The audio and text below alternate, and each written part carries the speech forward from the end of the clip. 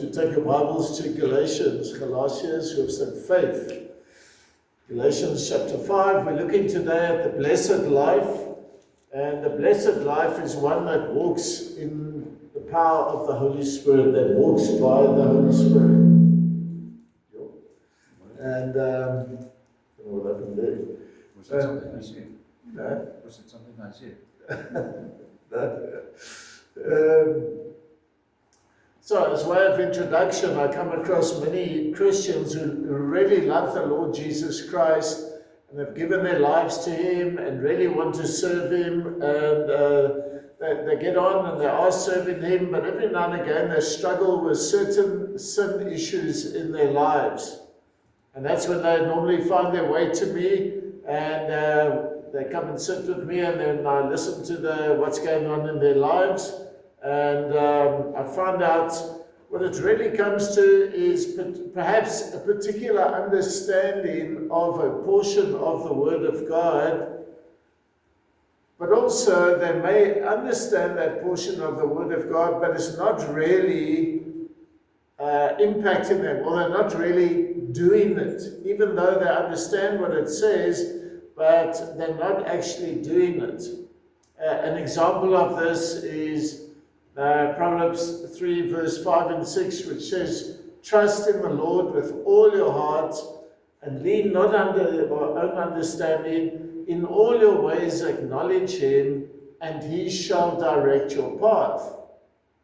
Now, we read that and we hear it, we see it, and it says, "Trust in the Lord with all your heart." Yes, now I'm trusting the Lord with all my heart. And then it says, "Don't lean unto your own understanding." Now I'm trusting the Lord with all my heart, and we seem to not get too involved with this, not lean into your own understanding. And then the next part, "In all your ways acknowledge Him." In other words, wherever you go, whatever you're doing, whether then you eat or drink, are you doing everything to the glory of God? Are you including the Lord in your life? Does He fall out of your lips? Do you give thanks to God? Do you credit God with what's going on in your life? In all your ways, doesn't matter what you're doing, whether you're eating or drinking, do you give thanks to God, glory to God? Do you credit Him with what's happening in your lives? And then they say, okay, now it gets a little bit fudgy. Is that happening in your life? I'll ask, yes, no, that's fine, no, we're doing that. And then God will direct your path. How does He direct your path? By the Holy Spirit and the Word of God.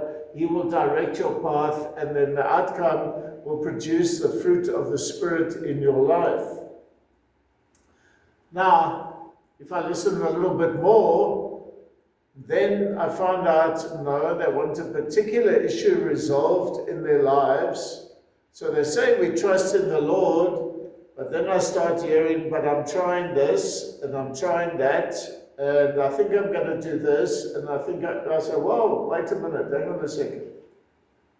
You said you trust in the Lord, and you acknowledge in Him, then you need to wait on Him, and not lean on your own understanding about how you think you're going to sort this problem out, because that's the problem.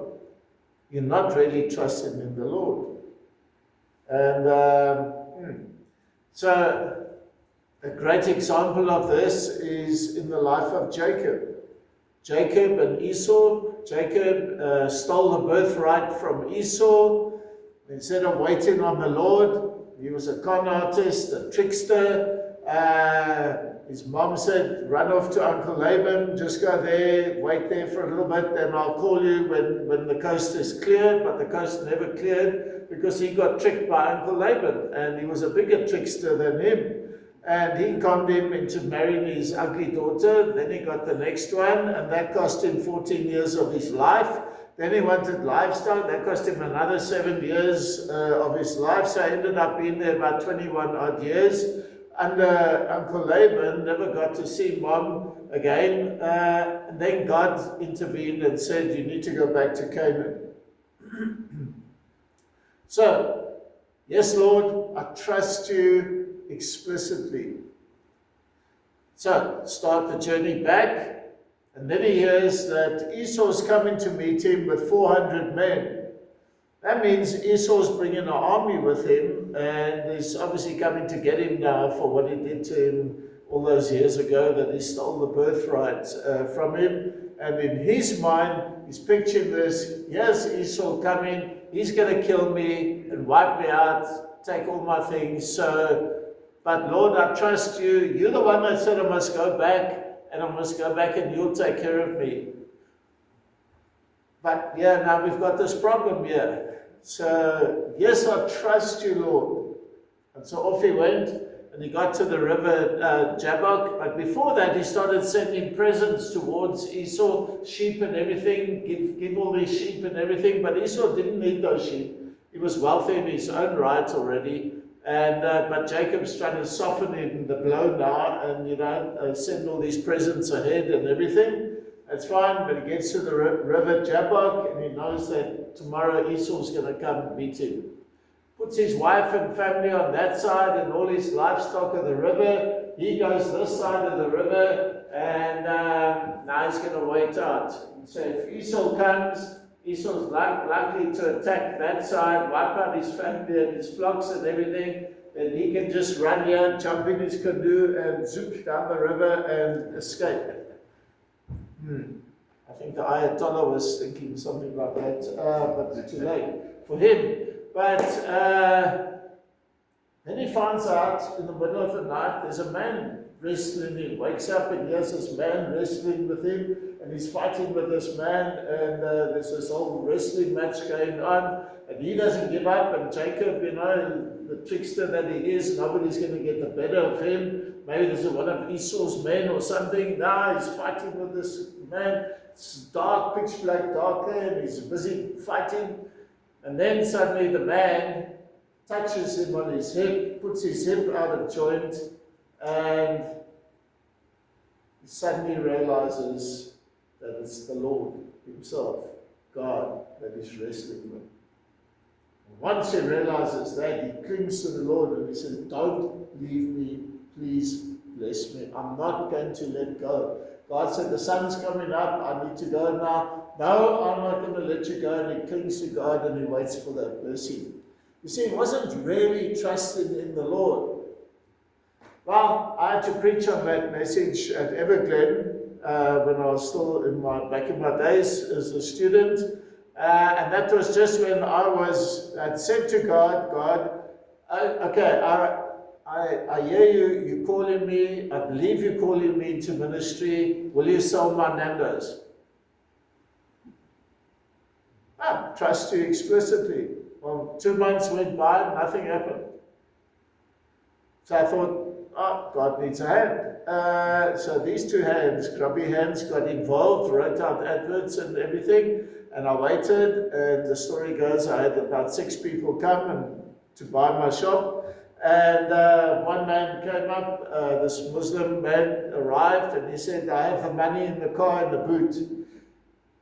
I thought, that's drug money or something like that, but we don't work that way. It doesn't work like that. You can't just give me the money, and then just walk in and take over the shop. No.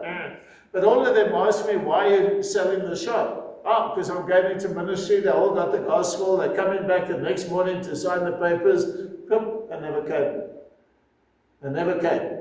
Now, when I had to preach that message on Jacob wrestling, it came Friday night. I'd sent all the staff home. I was just about to lock up the store, and suddenly it hit me like a ton of bricks.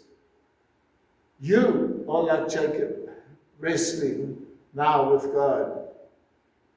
And I realized what I'd done. I said, "I trust you, Lord, sell my shop." But then I got involved, and nothing was going, and I was more and more frustrated, so frustrated, in fact, I don't know, just ready to give it all up. But I realized that this was me wrestling with God. Got on my knees, repented, confessed, and I said, "Lord, okay, if you want me here for another 10 years, whatever, that's fine. It's fine." Absolutely now ready to trust in him completely. The director of Nando's walked in the next morning, Saturday morning, 7:30. I was there early already, knocked on the door, walked in and said, I want to buy my shop back from you. So, what? Yes, and so he bought it. And that left me gobsmacked and taught me a lesson in life. When we say you trust God, do you really trust Him? Do you really trust Him that much that He could sell the store? And he was just waiting for me, and I thought, I'll teach this guy a lesson. He thinks he's so clever, yeah. And that's a story. And I'm trying not to repeat that story too often. But today, really what God wants to do is to lead your life by the Holy Spirit. If you want to live this blessed life, He says you need to be under the power of the Spirit of God. He wants to lead you in this life. So this morning we're going to look at 6 evidences of you being led by the Spirit of God. Okay? And so the first one in Galatians 5 vers 1 tot 4. Staan dan vas in die vryheid waarmee Christus ons vrygemaak het. En laat julle nie weer onder die juk van diensbaarheid bring nie. Kyk, ek Paulus sê vir julle dat as julle jul laat besny, Christus vir julle tot geen nut sal wees nie. En ek betuig dit weer aan elke mens wat hom laat besny, dat hy onder verpligting is om die hele wet te onderhou. Julle wat geregverdig wil wees deur die wet, is losgemaak van Christus. Julle het van die genade verval. So the first point is, by the Spirit, stand firm and do not put yourself back under the law. Don't put yourself under the Mosaic law or your own law. You have to stand firm, staan vas dan in die vryheid waarmee Christus ons vrygemaak het. In his commentary, Jack Hunter wrote this: in the Galatian situation, circumcision to Paul was not a surgical operation, nor merely a religious observance. It represented a whole system of salvation by works. It declared a gospel of human effort apart from divine grace. It was the law supplanting grace, Moses supplanting Christ, for to add to Christ was to take from Christ. Christ supplanted was Christ supplemented with something extra was Christ supplanted. Christ is the only Savior, solitary and exclusive. Circumcision would mean excision, being cut off from Jesus Christ. So in other words, the whole book of Galatians is you cannot, if you accept Jesus Christ, you have to accept Him alone for your salvation and not add works to that. What are the normal works? Going to church, being christened, being baptized, doing the catechization, being aangeneem in die kerk. Those are all works that you're trying to add to salvation. It's either I trust that Jesus paid the price for me alone on Calvary 2,000 years ago. He did that. He died. He rose again. And when I believed that He did that for me, He saved me. And the Spirit of God came in, sealed Himself to me, baptized me into Christ, and now I'm free from that law, trying to keep the rules. In the Galatian situation, the law of Moses, the Jewish law, the 613 commandments. In our lives, from the laws of the church that churches make up. And they tell you have to be baptized to be saved. You have to be a member of the church to be saved. You have to be aangeneem in die kerk. You have to be christened. You have to be all these things. You have to take communion to be saved. You have to do this. As soon as they start adding something and say you have to, that's a false gospel. And Paul said, anybody preaching a false gospel is accursed of God. In other words, on their way to hell for doing that. It's by faith alone, in Christ alone. That saves. Nothing else. Haugen Vine, other commentators and Greek experts express it clearly. They say, Christ must be everything or nothing to a man. It's him. He's everything or he's nothing. You can't mix him with your own works. Because what you're saying is that what Jesus did on the cross was not enough to save you. You've got to make sure you're going to get saved. So I start adding laws into my own life that if I do this and this and this, then I make sure that I'm okay. No. If you believed in Jesus Christ, you are saved. That's all. Okay? He says there, the man who is justified by the grace of the Lord Jesus Christ is a Christian. The man who seeks to be justified by the works of the law, by keeping laws, is not. You are not saved. And the freedom for which Christ sets us free is the freedom to live a life of righteousness in the power of the Holy Spirit. God's standard of holiness has not changed. He's immutable. He's unchanging. And I think I said it last time, other year in the Bible study. What links the Old Testament, the New Testament to us today in this age? It's the fact that God never changes. The same God that dealt with Jacob is the same God that dealt with me in exactly the same way. I'm trying to outsmart him, or I'm trying to add to what he's trying to do in my life. No, we have to be very careful about that. So, God's standard of holiness doesn't change because Jesus is the same yesterday, today, and forever. You can say amen to that because he doesn't change. He hasn't changed. Salvation is always by faith in the promises of God, in him. Jesus is perfect in every way, and God is holy, holy, holy. As Jesus makes clear in the Sermon on the Mount, he said it requires not simply outward performance, but inner perfection. He says if you even think things in your mind, you've sinned against the law, you've sinned against God. In 1 Peter chapter 1, verse 14, we read, soos gehoorsame kinders moet julle nie jul lewe inrig volgens die begeerlikhede wat tevore in julle onwetendheid bestaan het nie. Maar soos hy wat julle geroep het, heilig is, moet julle ook in jul hele lewenswandel heilig word. Omdat daar geskrywe is, wees heilig, want ek is heilig. By the power of the Holy Spirit, and it's only by the power of the Holy Spirit, believers, you and I, can now live lives that are holy. In other words, lives that are separated from sin, that are holy, that God will accept. And that comes through the Holy Spirit.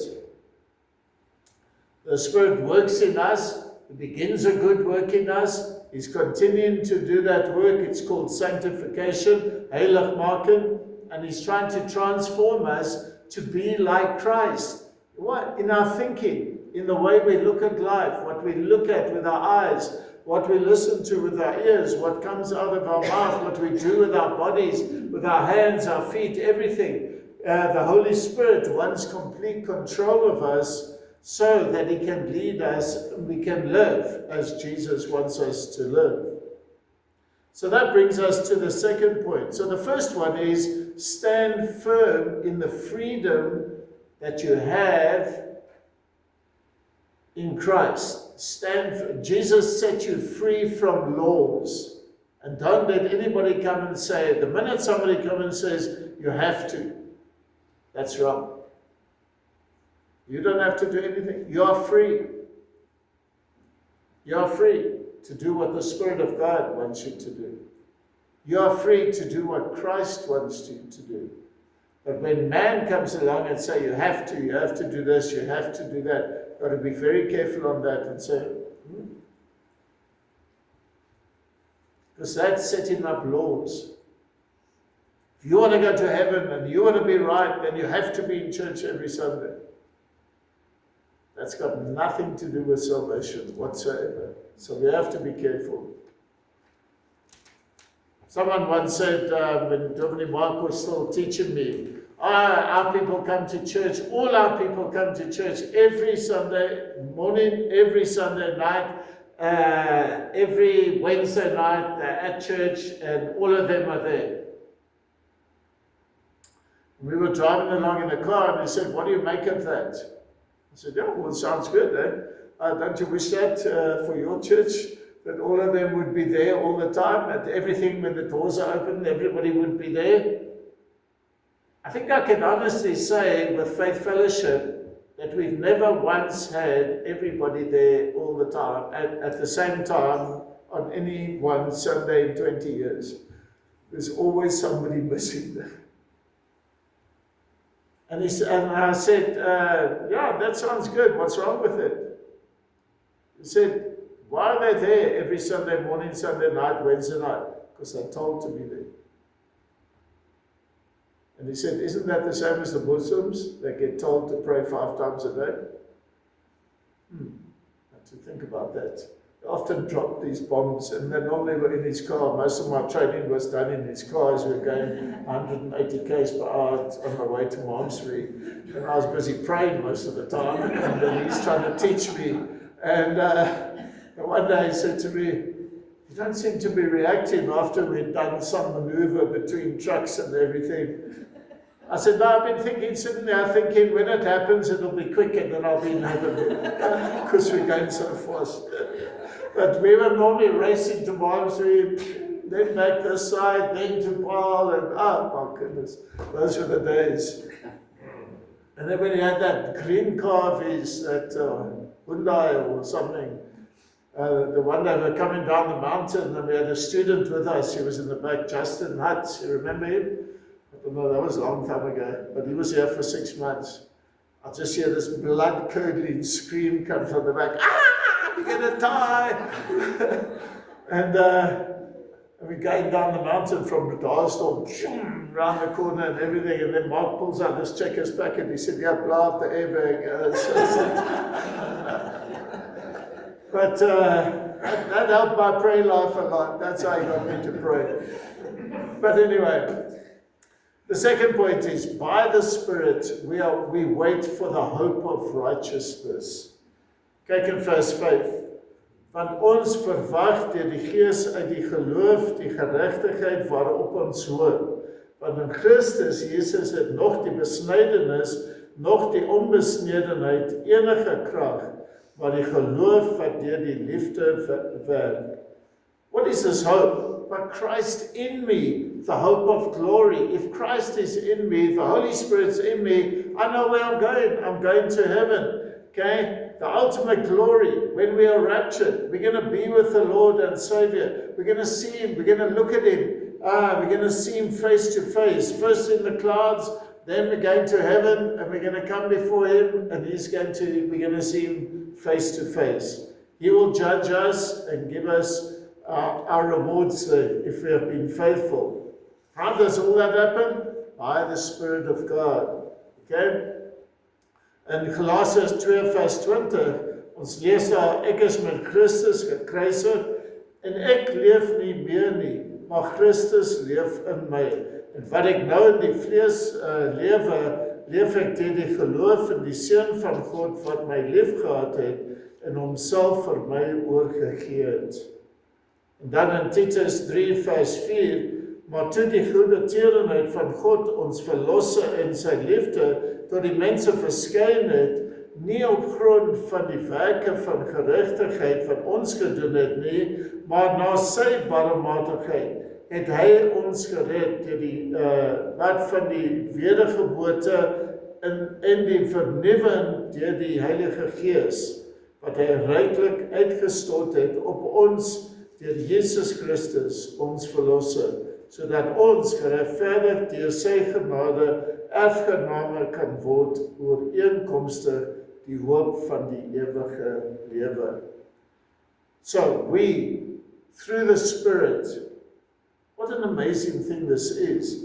We have the eternal living God dwelling in us, in the person of the Holy Spirit, who desires to lead us into places and situations where we can glorify God through Jesus Christ our Lord. Let me say that again.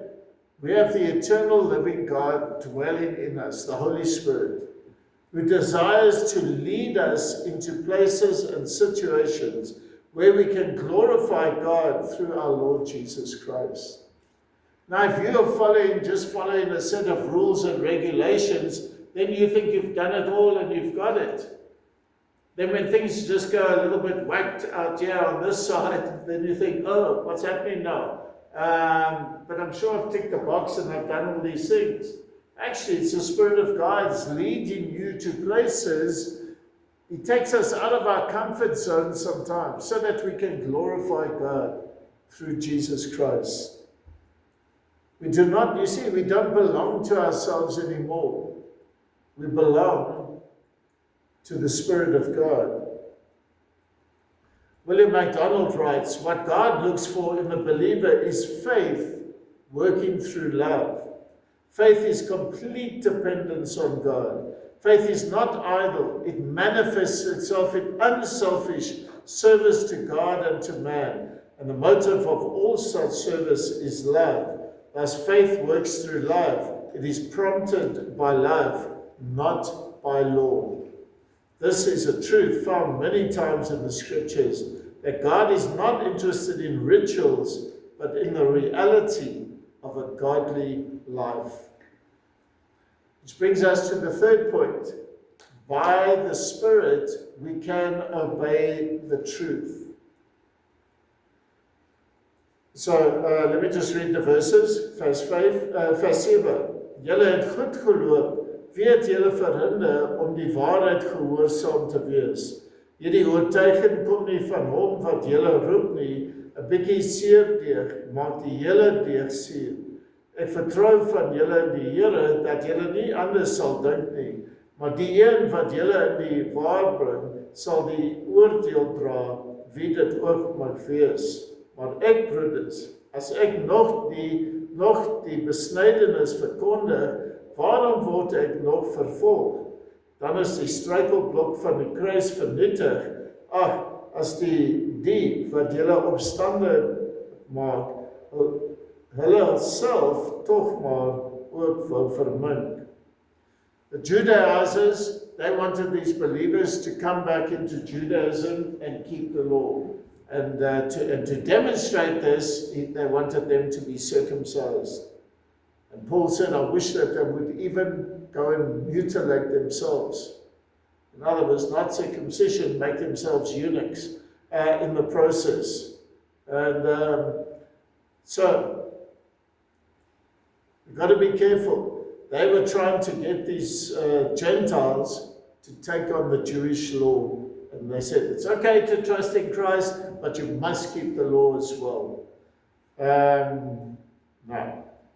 We have to be very careful about making our own rules and regulations by which to live, and not live by the Word of God and the Spirit of God. One night I was taking a couple out, we were driving out to to Paardeberg. It was quite late at night, and we're driving past Durbanville Memorial Park. You know, we got the crematorium at the back. And she said, is that where they do the circumcisions, Pastor Cal? I said,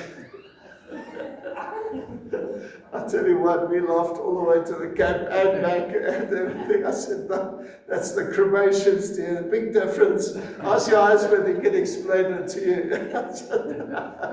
Oh, shame. But, yeah. But, so, Rian, he had a lady came, she was towing his car after his accident to get quotes. And she goes to that Jesus church on the R300 there. Oh my goodness, he said, you won't believe what came out of her mouth. He said, I think she really might be saved, but the lies that they teach there and the nonsense that they taught there, and like tongues is an evidence of you being saved, and it's a secret prayer life that you do with God. And one prophet arrived, and in his sermon he told the people they mustn't use toothpaste because Satan makes the fluoride in the toothpaste. And these people are just sucking this nonsense up, hook, line, and sinker in that place. Unbelievable. The Jews themselves, they built a fence around the Ten Commandments. And they built a fence of thousands of laws to protect the law. So, like for the Sabbath, there are 1,500 laws around the Sabbath to protect the Sabbath. So you, on the Sabbath, are not allowed to walk across a piece of grass. Because if you walk, you might kick a piece of grass with a seed on, and that seed might fly out there. Now you're sowing. And then you might trample that seed, now you're threshing the thing or something, and and so it goes, and it's on and on and on. And Jesus said they make all these laws, but they don't keep them themselves.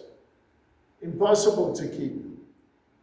You're only allowed to travel 1 mile out of your house on the Sabbath, unless you had property there. So they considered their slaves property. So they'd send one slave out to be at 1 kilometer, another one at 2 kilometers, another one at 3. That's how they got around, because they go into their property. And that's how they would break their own laws, because that's what Jesus said. Paul wrote in Romans, he said, you think you're keeping the law? I'll take your law, and show you that you can't keep the law. You're actually breaking the law. So when Jesus was healing and casting out demons, etc., in their minds he was breaking the law. No, their laws. And they couldn't see the miracles that he was doing out of love and grace. They couldn't see that. You see, legalism is a false teaching, and really, that is of the devil. I have to ask yourself, what laws are you living by? Are you living by laws? Ticking boxes and saying, okay, I have to do this, I have to do that, I have to stay right with God. Be very careful. Confess your sin. Obey the word. Submit to the Spirit. Or call on the Spirit to help you obey the word. And then you'll be right with God. So, that brings us to the fourth point. If you are under the power of the Spirit of God, you've been led by the Spirit of God, you will love your neighbor as yourself. Want julle is tot vryheid geroep, broeders. Gebruik net nie julle vryheid as 'n aanleiding vir die vlees nie, maar dien mekaar deur liefde, want die hele wet word vervul in een woord, naamlik jy moet jou naaste lief hê soos jouself. Maar as julle mekaar byt en opeet, pas op dat julle nie die een deur die ander verteer word nie. See, legalism invariably leads to quarreling and fighting. And if we look down our noses, we're busy judging everybody else. Jesus said, get the plank out your own eye before you start judging anybody else. Watch out.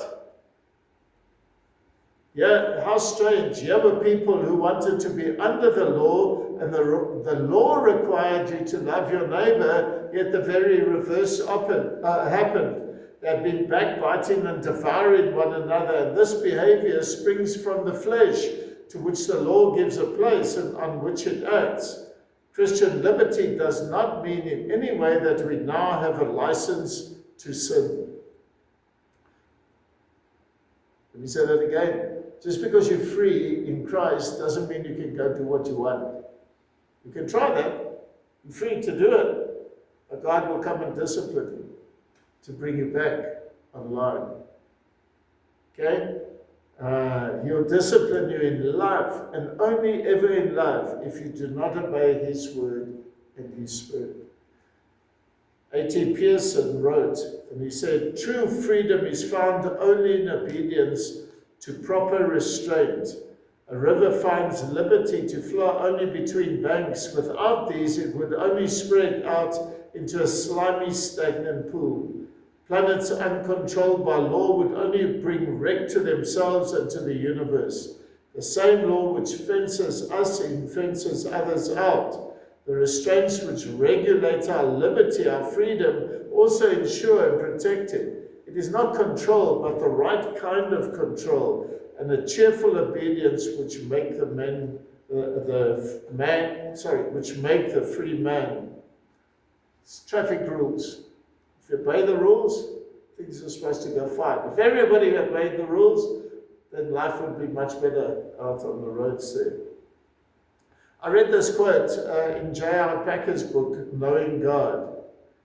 And he wrote there, love generally is that principle which leads one moral being, God, to desire and delight in another, and reaches its highest form in that personal fellowship in which each lives in the life of the other and finds his joy in imparting himself to the other and in receiving back the outflow of that other's affection unto himself. What did I just say there? Love. I demonstrate love to you, and you respond in love to me. God loved us so much, he sent his son to die and pay the price. He said if you want fellowship with him, love God in return. And that's where fellowship takes place. Mutual, when we love one another. Okay. God's love is an exercise of his goodness towards his creation. God's love is an exercise of his goodness towards sinners. God's love is an exercise of his goodness towards individual sinners. God's love to sinners involves his identifying himself with their welfare. He understands what you're going through. God's love to sinners was expressed by the gift of his Son to be their Savior.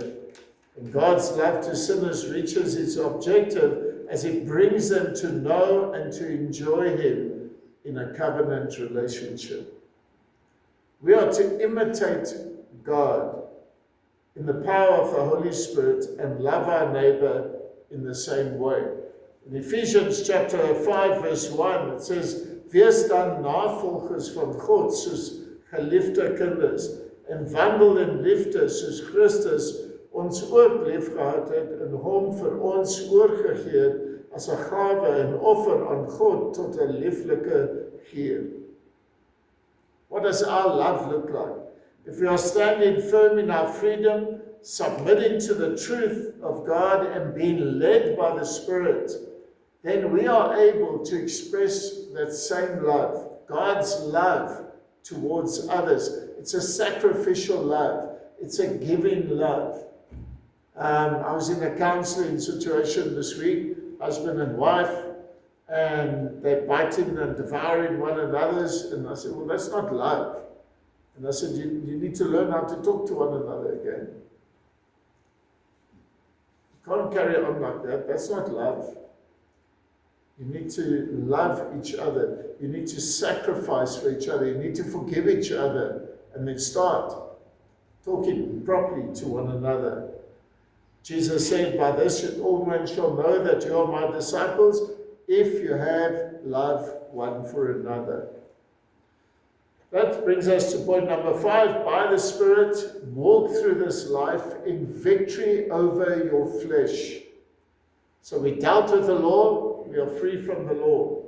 But we find there's another war going on here.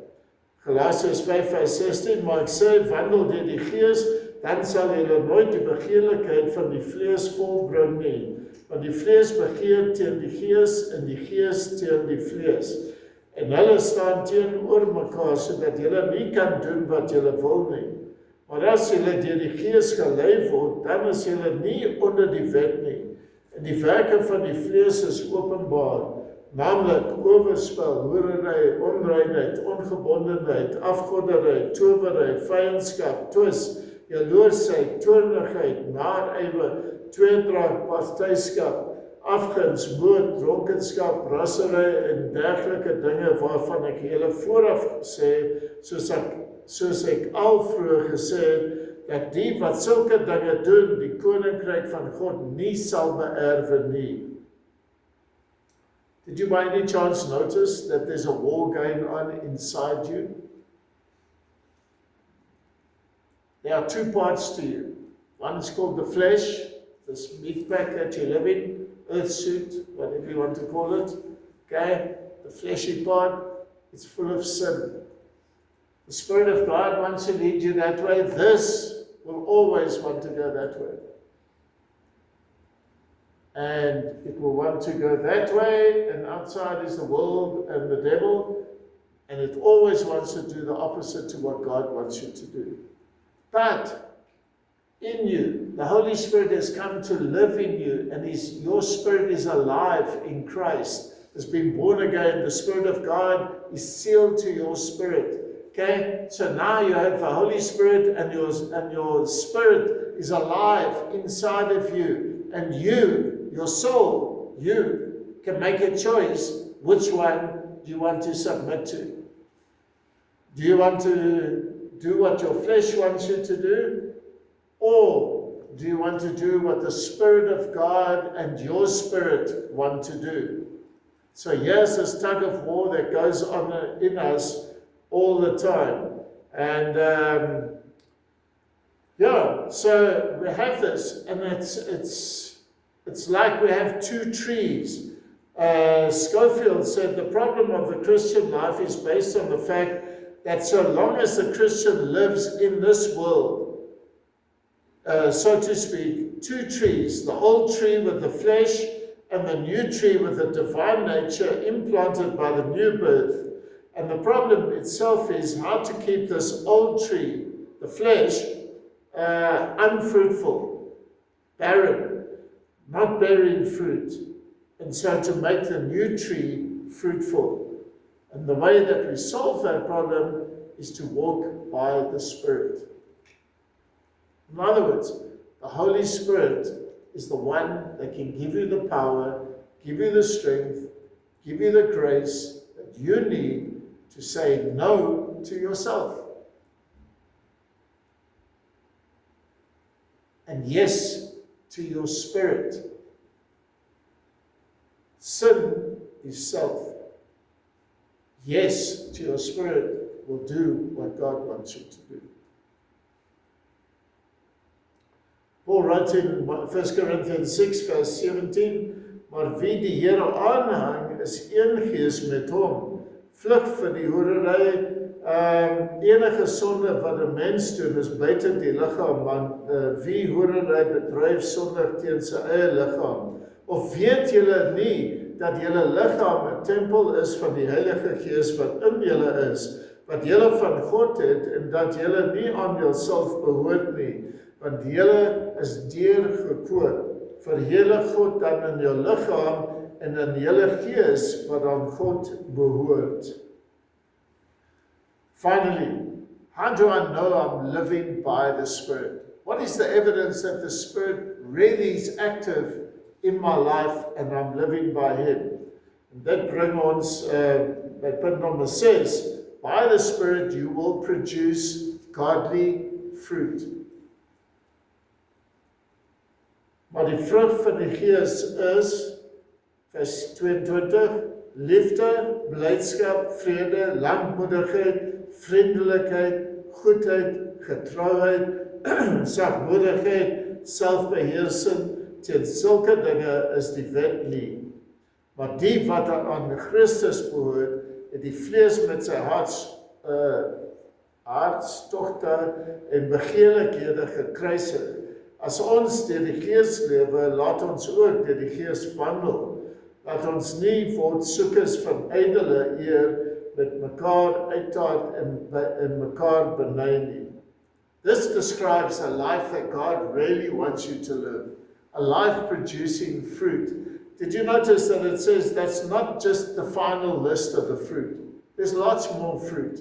The way Jesus handled people on earth, he had great compassion. Compassion's not in that list, but barmhartigheid. Okay? That's another fruit of the Spirit living in you, that you're acting like Jesus Christ. This is the free life, and it operates in life. It operates in the power of the Holy Spirit by the Word of God. So you can ask yourself, which life best represents you? The fleshly one or the spiritual one? Legalism follows a set of rules, but the Spirit of God lets you live in the freedom that Christ wants you to live in. Listening to false teachers, so-called prophets, they'll only tickle your ears and ensnare you in their false teaching. Or are you listening to the Word of God, humbling yourself and living this life in His power, that is true freedom? When we live this way, who gets the glory? God, not us. God. How do you do this? How do you live with peace? Aren't you worried about what's going on in Iran and all of that all over the world? And yes, in Faith Fellowship, they prayed for some people who have children there that are living in Dubai because there's bombs falling there as well and all over. No, you've got to put it in perspective. God is busy working His plan, which involves all of this. That whole Middle East has to come against Israel one day to bring in the end times. Is this it? Could this be it? I don't know. But God says, in the meantime, we trust the Lord. We trust His Spirit, that as we live today and tomorrow and the next day, should He not arrive yet, we can live it in the power of the Holy Spirit and produce fruit for His glory. God receives the glory. Let us walk humbly before Him and watch Him work through our lives and enjoy the freedom that He gives. Free from a law, but free to walk by the Spirit of God. And may the Lord bless you even through this week. Amen.